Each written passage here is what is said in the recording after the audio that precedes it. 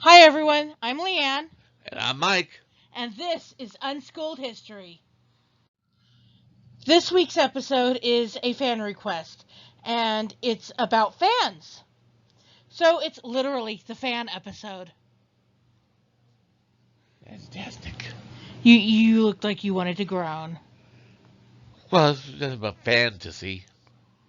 Well, we're talking from the earliest hand fans to modern electric fans, and it's truly a fantastic history. Yeah, I think you're a big fan. I'm a very big fan. Fans have absolutely been around for a few thousand years. These are flabellum, a type of fan that was commonly seen in ancient Egypt. There were even some found in the tomb of Tutankhamun. Am I pronouncing that right, Mr. Egyptologist? Tutankhamun or Tutankhamun is the common pronunciation. Or just King Tut. Born in Arizona, moved to Babylona, King Tut. Thought he was a rich man, born a boy king. Funky, funky Tut. Yeah. Okay. No. There were even yes, there was some flabellum found in his tomb, and he died in the 14th century BC. So fans have been around for literally thousands of years. Okay, so the archaeological record also shows fans from ancient Greece in the 6th century BC. On this Greek urn, the god Eros is depicted handing a mirror in his left hand and a fan in his right hand to a lady. These were fairly rigid fans that did not fold, often made of woven fiber or from feathers. And they're kind of cool. They were kind of cool looking, but they were very rigid. And this one is mounted on a center stick, but some of them were also side mounted. You'd have the stick, and then you'd have that rigid fan blade on the side of the stick instead of the stick being centered. Very interesting. And you're not going to believe this.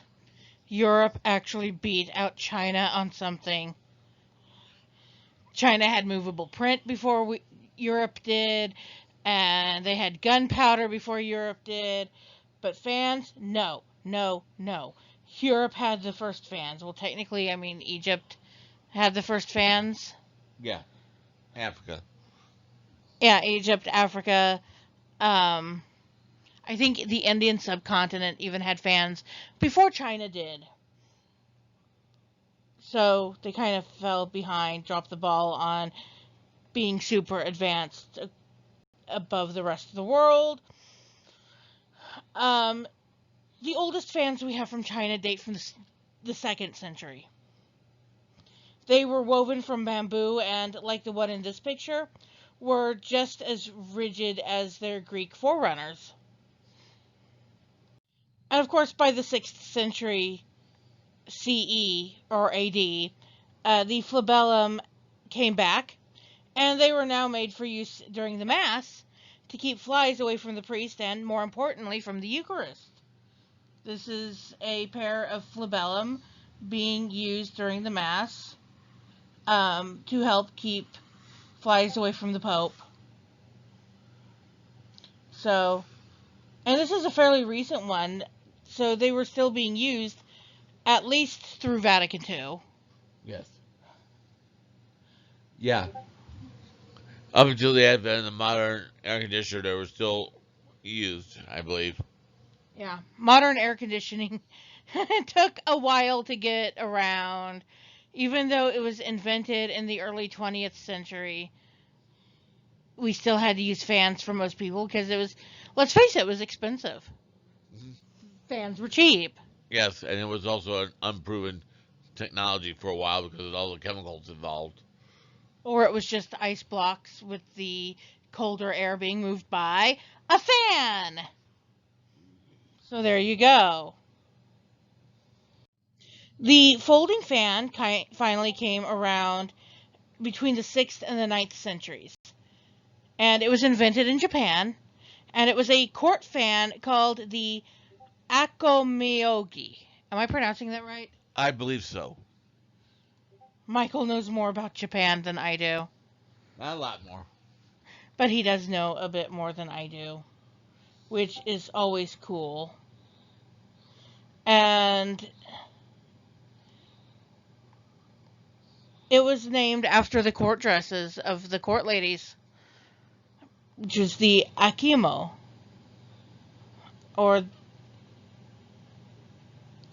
Akome. Yeah, I think I'm pronouncing it right now. I think I don't remember. Akomeogi. And then you just drop the ogi to get the name of the dress. So,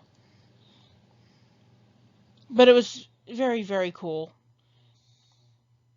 And they're even mentioned in the Songshi. I think it's pronounced Sui. I honestly don't remember. It translates to Song of History.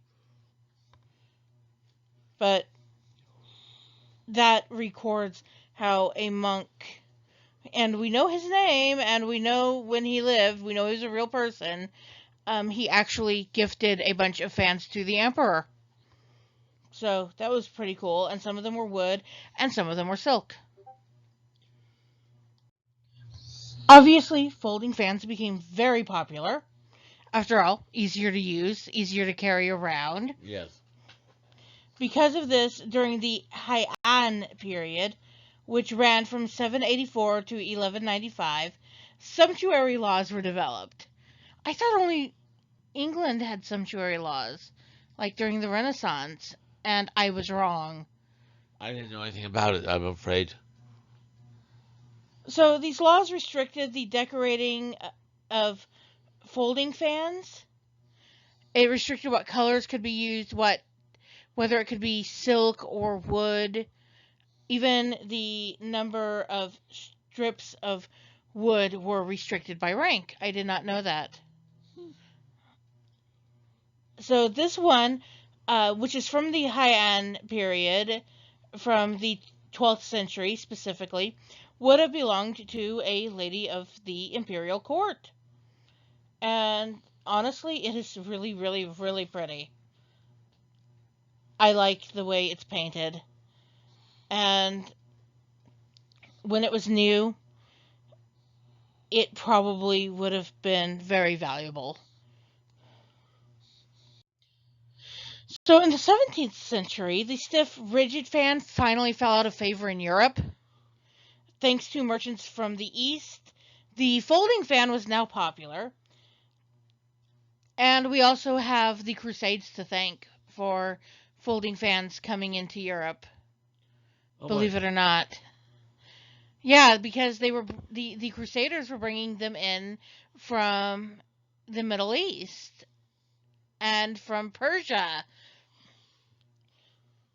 But mostly it was traders going to Japan and China who were bringing back these folding fans, and they became popular. And it's not a surprise at all. Again, easier to carry. And by the 18th, and as early as the 18th century, which is when this fan is from. This is an 18th century fan, very lovely. By the 18th century, young ladies had figured out how to communicate with them. And folding fans worked better for this fan language, which we will talk more about later. Yeah, the folding fan language is very unique, and I love it. It's cool. We'll talk more about it later, definitely. And then, oh boy, look what came out in 1892. Hard to believe it was that early. It is. It was actually kind of earlier that you had mechanical fans coming out.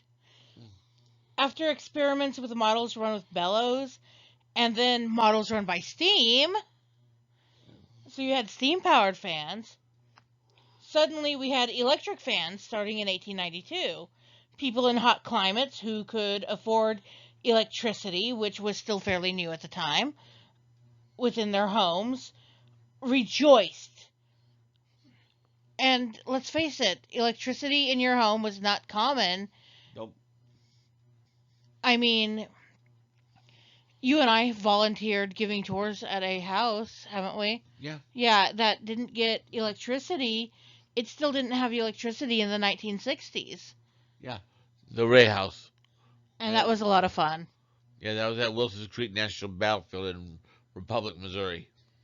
And if you still had rural homes without electricity in the 1960s, just think about how rare it was back in 1892 when the electric fan came on the market. So the people in hot climates who could afford electricity within their homes rejoiced because now they could cool their homes without manual labor on their own part, as required by hand fans. But that was not the end of hand fans. Oh, no, no, no, no. That was absolutely not the end of hand fans. Because check these out. These are all examples of modern hand fans. While both rigid and folding fans are still made and used, these high-tech versions, run by battery or crank, are inexpensive, easy to use, and produce a better personal breeze. The blades are often made from soft plastic or foam for safety, and some, like the one in the lower right-hand corner, are bladeless. And you can see that when you have a fan going at high speed, you can get it to project a message like this one in bottom center. It says, I love you. Mm-hmm. And I've seen some at Walgreens recently that were, they were missing, they had Minnie Mouse ears on them and Minnie Mouse pictures on the handle. They were made for kids. So you can get branded ones. You can get ones to help promote your business. It is kind of cool. And traditional hand fans and promotional hand fans are still used every day. Despite their lack of popularity, rigid fans like these are still used for advertising purposes, for businesses and for political slogans alike. They're even handed out at weddings with the couple's chosen logo printed on them. They're not that expensive, and they are cute and fashionable, and they a lot of places do use them. I remember collecting a lot of these little political or promotional hand fans at the fair every year when I was a kid, and I would use them so much because it was so hot, and I would just use them so much that they would all eventually break. I'd go through like 4 or 5 a day. They also give them away at conventions too. Yes, that too. And you can also give like folding fans away at weddings. I gave, I remember at our wedding, I gave folding fans to each of our mothers as their mother's presents. Yeah. And I know my mom still has hers displayed. Does your mom still have hers? I honestly don't know. I don't know either. She doesn't, if she does, she doesn't have it displayed as prominently as my mom does. She's got so much stuff to keep track of with 3 kids, 5 kids. Yeah. It wouldn't surprise me one bit if she's got a memento box where she's got all of her favorite mementos kept away somewhere. But yeah, fans are still cool. They're still awesome. Remember that fan language we talked about earlier? Well, this is a fan language, a version of it. It was originally written down by a Spanish man known only as, aren't double L's in Spanish pronounced as a Y? Yes. So it'd be Fanea. And translated into English by Duveroy. Duveroy? I'm not sure. I can't pronounce French either. A fan maker and retailer who founded his store in Paris in 1827. His shop is still in business, by the way, and they make amazing luxury fans, just as they always have. I took a look, by the way. They're pretty pricey. I can imagine. Some of them are very pretty, but they're very pricey. They start at like 45 euros. which Oh, wow. is probably $50, $60. I'm not sure of exact exchange rates right now. Yeah. But then they also have an entire section devoted to fans where the price is on inquiry. Oh boy. So you know that's expensive. Yeah. If you have to ask, you can't afford it. That Is what the saying goes. yes, that's the saying. If you have to ask, you can't afford it. But if you're interested in looking at their fans, because they are pretty, and some of them are just kind of cool looking, we're putting a link in the description. And if you want to study this fan language, feel free to hit the pause button on the video. I will say that this is, like I said, just one version of it.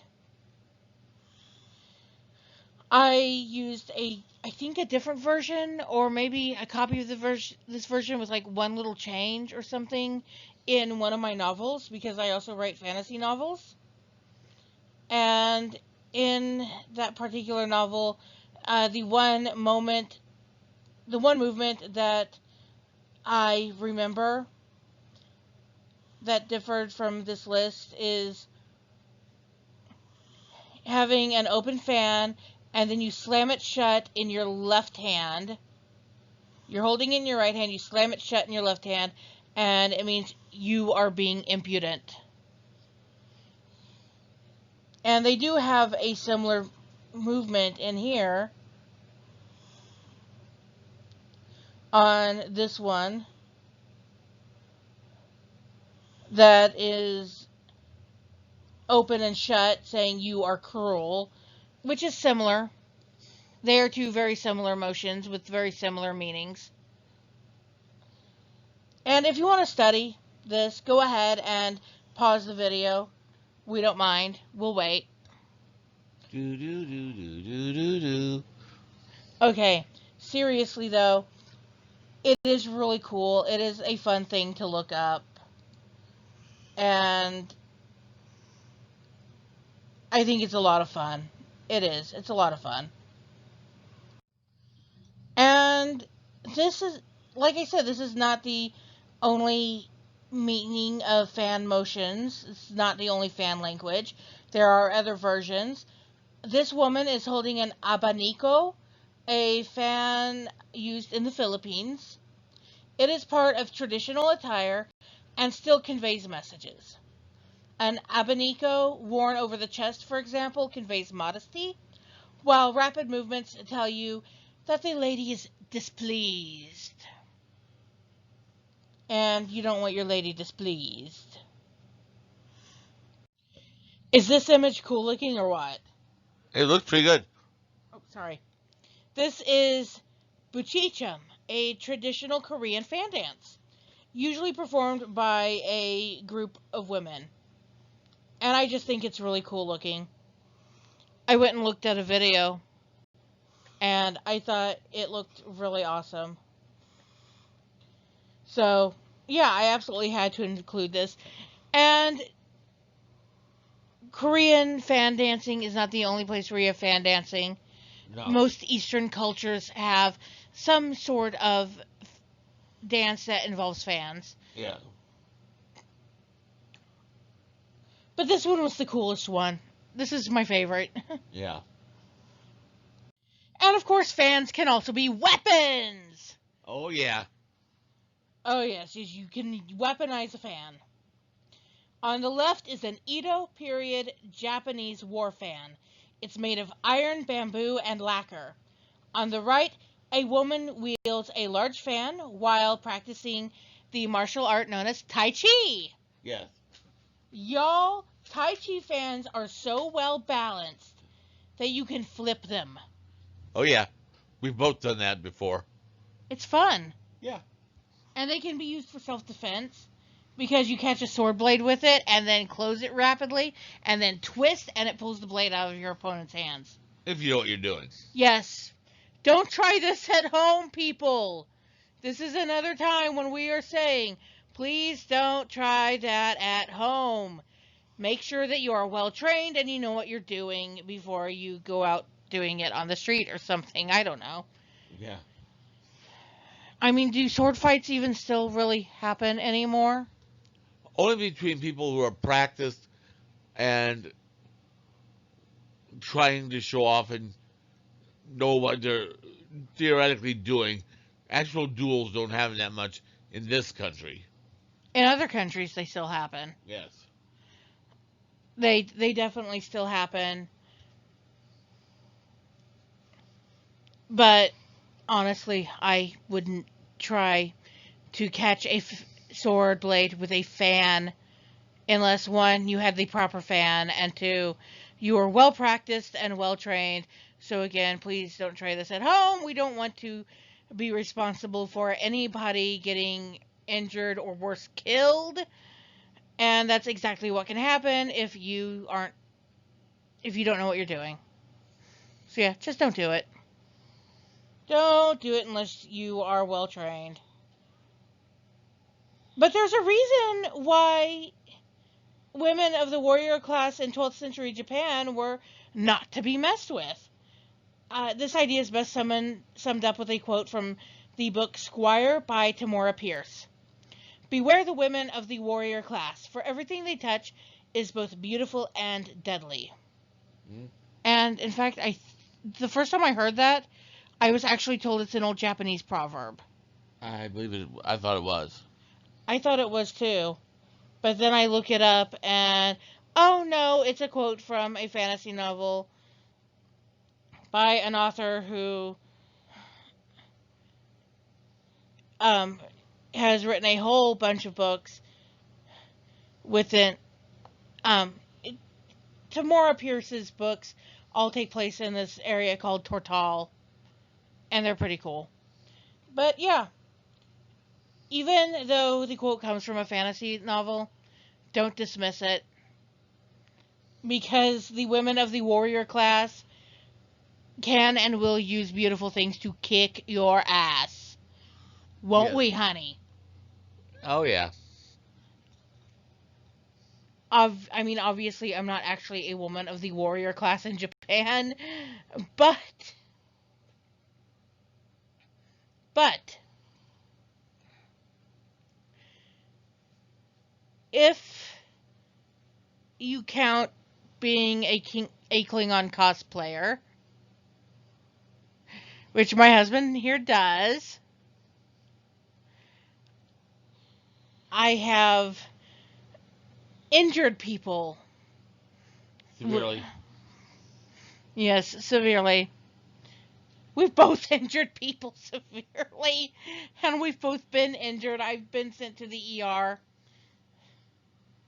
But yeah, don't underestimate a woman who knows how to fight just because she doesn't have any obvious weapons around her.